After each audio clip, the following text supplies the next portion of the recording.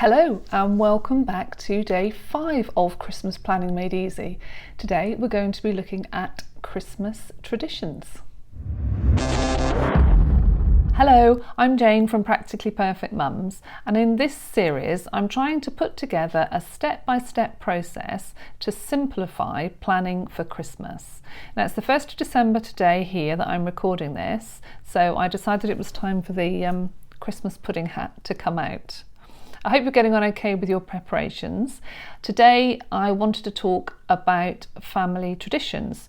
You probably already have some family traditions of your own. We have a few, not as many as a lot of other people I guess, but we kind of do things like my husband always buys the Radio Times and we always have that big box of chocolates. We do Christmas stockings and all those kind of sort of basic Christmas things that make us feel festive. So what I thought we'd do is, my family are older now, my children are older, they're all teenagers, and we've been doing some of the same traditions for years. So I thought it would be a good idea to actually try and involve them, have a conversation and see what they actually want to do at Christmas time, whether I'm running around like a crazy thing sometimes doing things which they're not really that bothered about.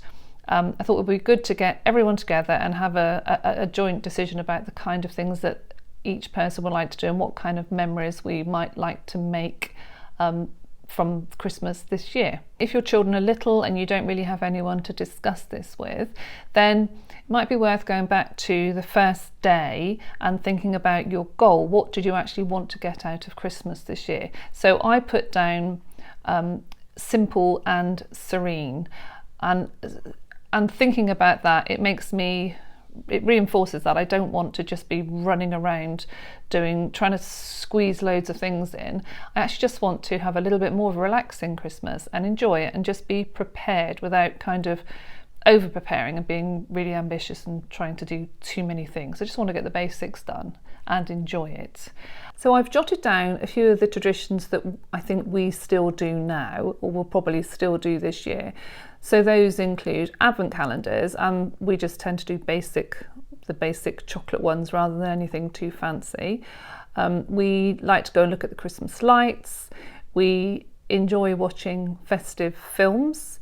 One of the things we've been doing for years since the children were little is we go around and deliver cards to a few of our neighbours. When the children were really small, they dressed up as snowmen and elves and things like that, and we went around and knocked on the neighbours' doors and delivered the cards.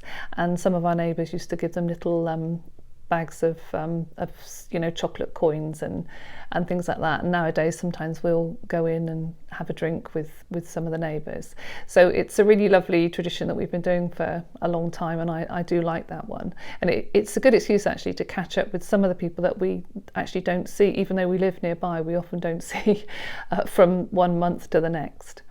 Other things that we tend to do are, we always do stockings, and often there's some sort of little things like oranges and really inexpensive things, chocolate bars and that kind of thing that we've always done and that my parents did for us. So I like those kind of very cheap traditions that are just fun.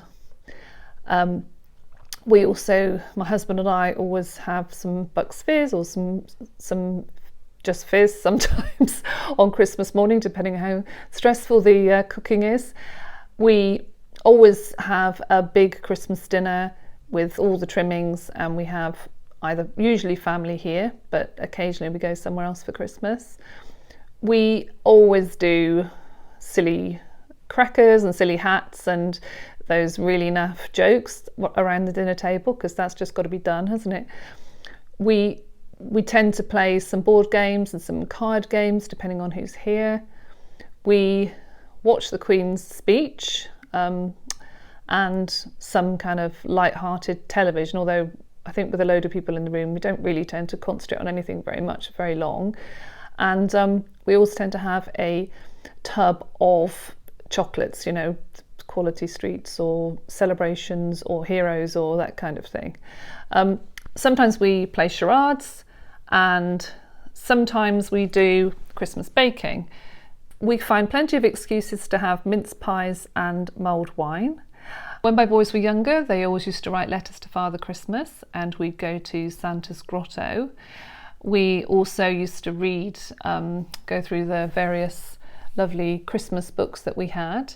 And of course, there was always that sort of all the different Christmas carol services and nativities and shows.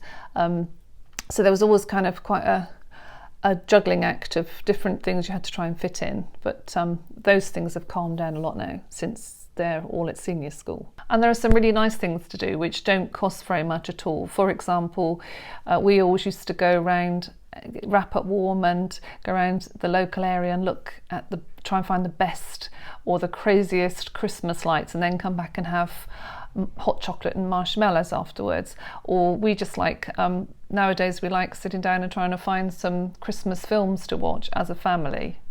I think it's important to try and do the things that you really want to do and not feel under pressure to do things because you think everyone else is doing it or you see it on social media. We didn't ever do Christmas boxes.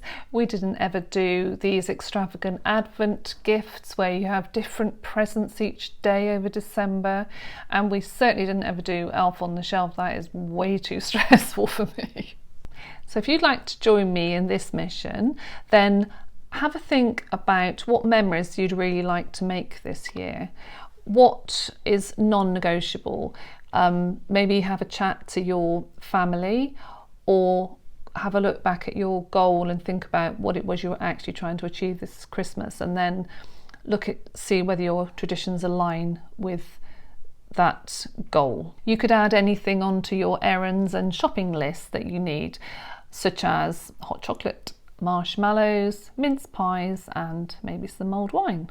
And then you could pencil in some of the outings you'd like to do on the December plan that we talked about on the first day. Hopefully, if we give this a little bit of thought, we can actually do some things that we really want to do this Christmas and make some lovely memories, rather than doing things that we feel like we ought to be doing. So good luck with this, and you absolutely have my permission not to do Elf on the Shelf. See you in the next video. Bye.